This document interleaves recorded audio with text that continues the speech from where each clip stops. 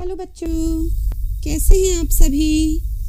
बच्चों, आज हम ललदेव जी के वाक का भावार्थ जानेंगे। उससे पहले ललदेव जी के बारे में थोड़ी जानकारी लें। ललदेव जी कश्मीरी भाषा की लोकप्रिय संत कवित्रियों में से एक हैं। इनका जन्म 1320 में कश्मीर स्थित पामपोर के सिमपुरा गांव में हुआ था। वैसे तो इनके बारे में कोई प्रामाणिक जानकारी नहीं मिलती, फिर भी इन्हें लल्लेश्वरी, लला, लल योगेश्वरी, लला रिफा आदि नामों से जाना जाता है। जिस तरह हिंदी में कबीर के दोहे, मीरा के पद, तुलसी की चौपाइयाँ और रसखान के सवैये प्रसिद्ध हैं, उसी प्रकार ललदेव जी के वाक प्रसिद्ध हैं। इन्होंने अपने वाकों में बहुत ही सरल भाषा का प्रयोग किया है और यही कारण है कि सैकड़ों सालों से इनके वाक कश्मीरी जनता की स्मृति और वाणी में आज भी जीवित हैं। इन्हें आधुनिक कश्मीरी भाषा का प्रमुख स्तंभ भी माना जाता है। इन्होंने अपने वाकों के जरिए जाति और धर्म की संकीर्णताओं से ऊपर उठकर भक्ति के ऐसे रास्ते पर चलने पर जोर दिया जिसका जुड़ाव जीवन से हो। इन्होंने धार्मिक आडंबरों का विरोध किया, ठीक उसी प्रकार जिस प्रकार कबीरदास जी ने अपने दोहों में किया। इनका देहांत सन 1391 में माना जाता है। तो बच्चों, इनके वाक का भावार्थ समझते हैं। इस पहले वाक में ललदेव जी ने ईश्वर प्राप्ति के लिए किए जाने वाले अपने प्रयासों की व्यर्थता की चर्चा की है। वो कहती हैं कि उनके द्वारा जितने भी प्रयास ईश्वर प्राप्ति के लिए किए गए वे सब के सब व्यर्थ हो गए। पंक्ति को पढ़ते हुए इसका अर्थ समझाने का प्रयास करती हूँ। रस्सी कच्चे धागे की, ललदेव जी कह रही हैं रस्सी, जो रस्सी है वो कच्चे धागे की। अब ये कौन सी रस्सी की बातें कर रही हैं? जो ये रस्सी है वो हमारी सांसें रूपी रस्सी है, जो हम जीवित रहने के लिए सांस लेते हैं। ये उन सांसों को रस्सी कह रही हैं और कह रही हैं कि जो वो रस्सी है वो कच्चे धागे की है। खींच रही मैं नाव। अब बच्चों, जो नाव खींच रही हैं, नाव देखी है ना आप सब ने? नाव में आप बैठते हैं तो जो ये नाव खींच रही हैं ये अपने जीवन, स्वयं के जीवन को नाव कह रही हैं, जीवन रूपी नाव। कवित्री कह रही हैं कि वह अपने जीवन रूपी नाव को कच्चे धागे रूपी रस्सी से खींच रही है। जाने कब सुन मेरी पुकार, करे देव भव सागर पार। जाने कब, पता नहीं कब, जो भगवान हैं, देव हैं, वो मेरी पुकार को सुन करके मुझे इस संसार रूपी समुद्र से पार लगा देंगे। लगता है कि कवित्री यहाँ पर सांसारिकता से मुक्ति चाह रही हैं। पानी टपके कच्चे सकोरे। बच्चों, सकोरे होते हैं कच्ची मिट्टी से बने हुए बर्तन। तो कवित्री कह रही है कि जिस प्रकार कच्ची मिट्टी से बने हुए बर्तन पर यदि पानी रखा जाए तो वो टपकता रहता है, उसी प्रकार उनके द्वारा भगवान की प्राप्ति के लिए जो भी प्रयास किए जा रहे हैं, वो जो भक्ति कर रही हैं भगवान की, वो सारे वो कह रही हैं व्यर्थ हो गए हैं। किस प्रकार व्यर्थ हो गए हैं? जिस प्रकार कच्ची मिट्टी के बर्तन में रखा हुआ पानी व्यर्थ हो जाता है। जी मैं उठती रह हूक, घर जाने की चाह है घेरे। हूक मतलब बच्चों पीड़ा।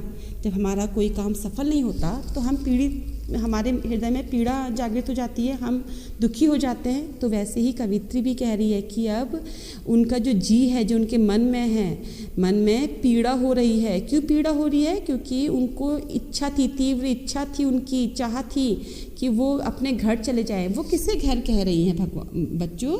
वो जो भगवान हैं, श्री हरि भगवान के चरणों में जाना चाहती है और वो भगवान के चरणों को ही स्वयं का घर कह रही हैं। तो कह रही हैं कि मेरी जो घर जाने की जो इच्छा थी वो निष्फल हो गई है, वो पूरी नहीं हो पा रही है। इसीलिए उनका जो मन है वो क्या है? दुखी है। खा कुछ कर कुछ पाएगा नहीं, न खाकर बनेगा अहंकारी।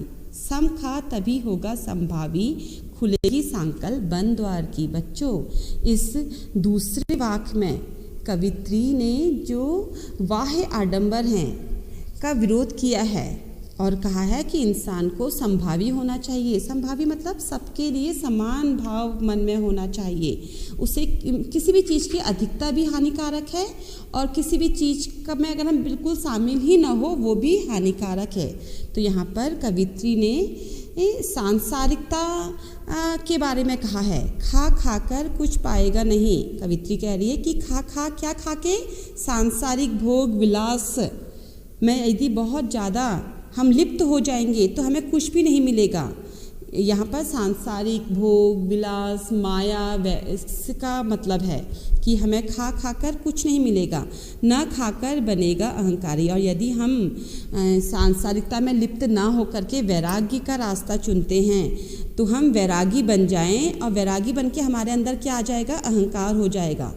बच्चों अहंकार हो जाता है ना मन के अंदर, अगर हम औरों से भिन्न हैं तो हमारे अंदर उसी का अहंकार हो जाता है कि हम औरों से अलग हैं, वो लोग सांसारिकता में लिप्त हैं और मैं तो वैरागी वाला जीवन व्यतीत कर रहा हूँ।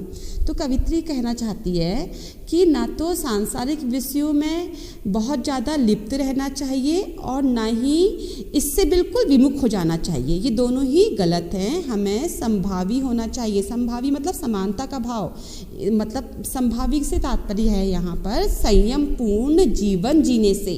संयम पूर्ण जीवन कैसा होगा, खुलेगी सांकल बंद द्वार की। भगवान की अगर हम संयमित जीवन जीने से हमें भगवान की जो है सच्ची भक्ति प्राप्त हो जाएगी। और जब सच्ची भक्ति से हम भगवान का स्मरण करते हैं बच्चों, तो भगवान के जो घर जाने का जो रास्ता है वो स्वतः ही अपना आप ही हमें दिख जाएगा। मतलब जो बाधाएं हैं वो रोक रही हैं। बाधाएं क्या है, मोह माया भोग विलास, ये बाधाएं हमें भगवान के नज़दीक जाने से रोक रही हैं। तो जब हम संभावी हो जाएंगे, संयमपूर्ण जीवन जिएंगे, तो जो ये बाधाएं हैं ये हमारी राह से हट जाएगी। और आई सीधी राह से गई न सीधी राह, जे सूक्ष्म सेतु पर खड़ी थी बीत गया दिन आह, जेब टटोली कुछ कौड़ी ना पाई, मांझी को दूं क्या उतराई।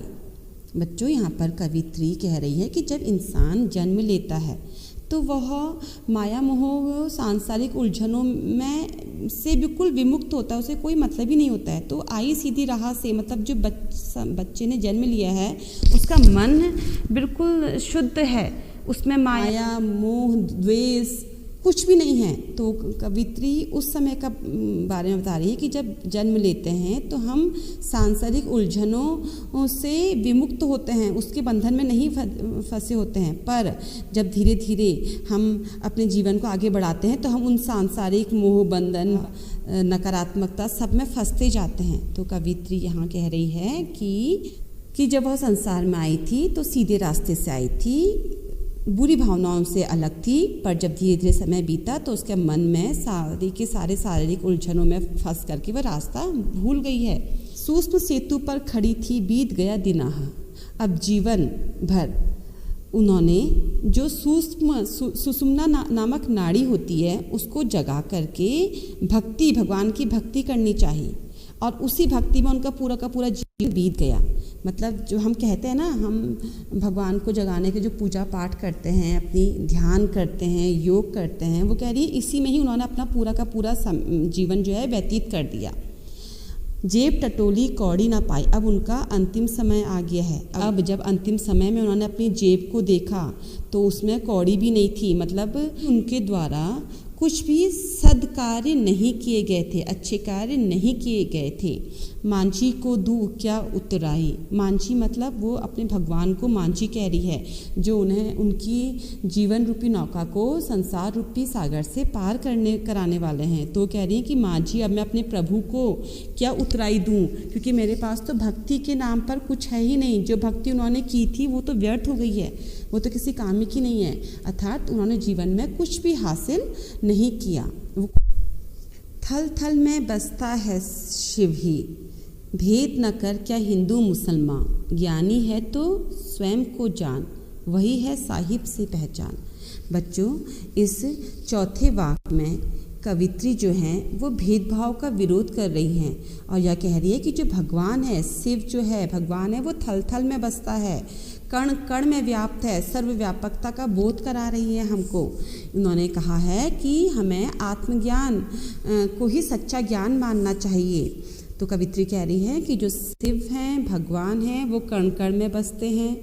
भेद न कर क्या हिंदू मुसलमान, धार्मिक भेदभाव से हमें दूर रहना चाहिए, क्योंकि हिंदू और मुसलमान दोनों क्या हैं, एक ही हैं, इनमें हमें भेद नहीं करना चाहिए।